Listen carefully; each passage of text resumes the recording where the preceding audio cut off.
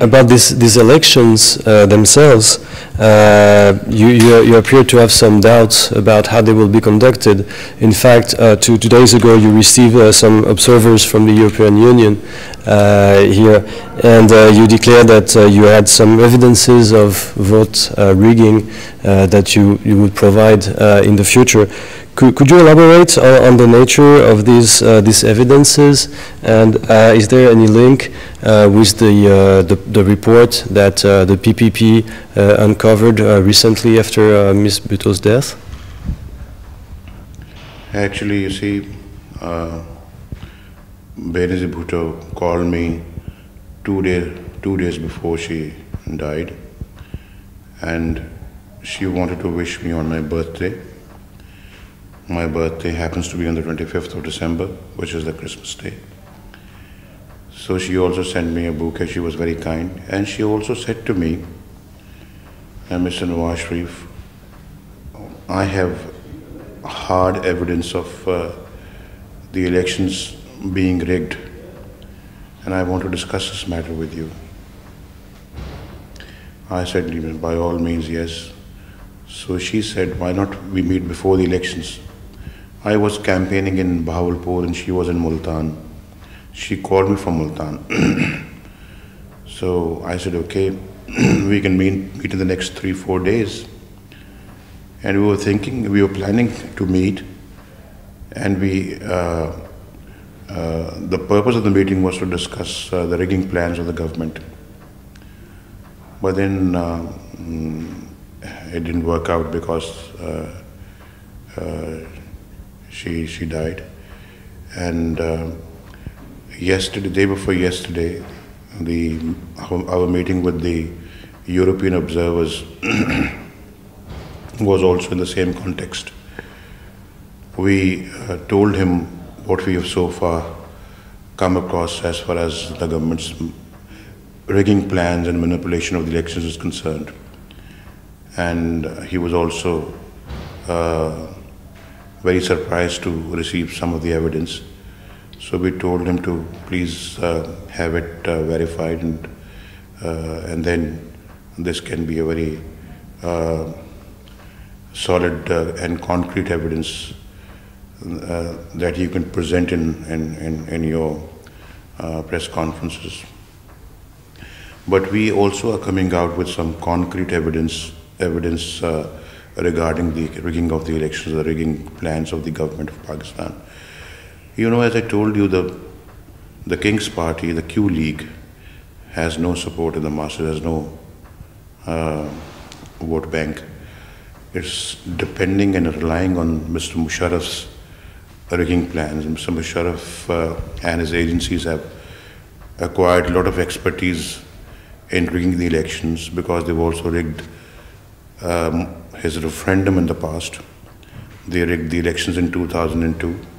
And with all those riggings, they could only manage to get Mr. Jamali elected by a margin of 1 vote, and also by winning over 15 opposition votes, they were able to get him elected just by a margin of 1 vote. So at that time, Mr. Musharraf was very strong and was on the top of things. But this time around, he is very weak, of course, and therefore he is planning to rig these elections. And why he wants to rig the elections? Because he wants indemnity for the actions he has taken on the 3rd of November 2007, when he brought out a new PCO. He imposed an emergency in the country. It was not an emergency, it was a martial law. He had to suspend the constitution and bring out a provisional constitution order, which means martial law, which means the constitution was suspended and abrogated once again. So therefore, if he has to survive, then he has to provide indemnity to all those steps, and also indemnity to what he did against the judges, the action that he's taken against the judiciary.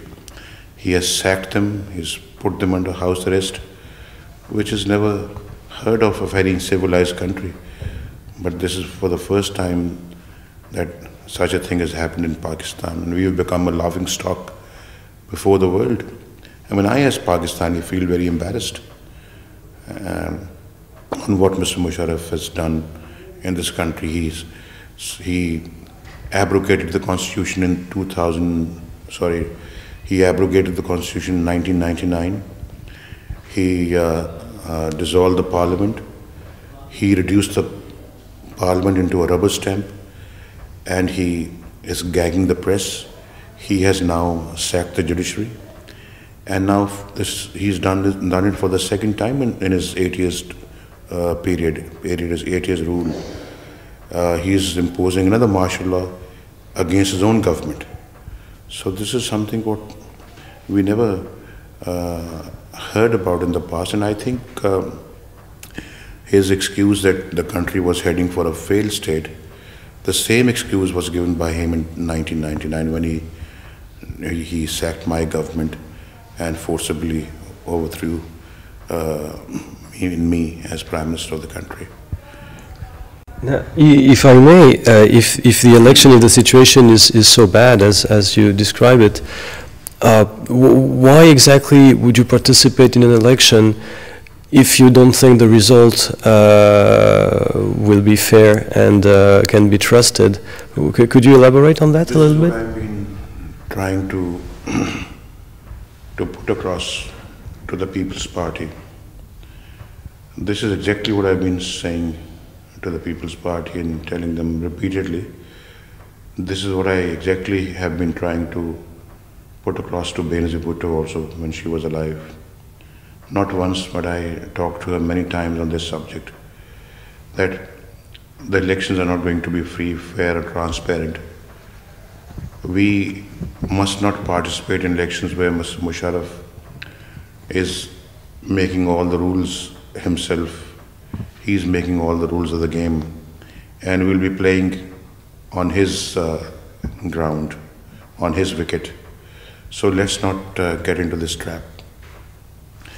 But as I told you that they did not agree, so I thought if the elections are to be boycotted, it has to be a unanimous boycott.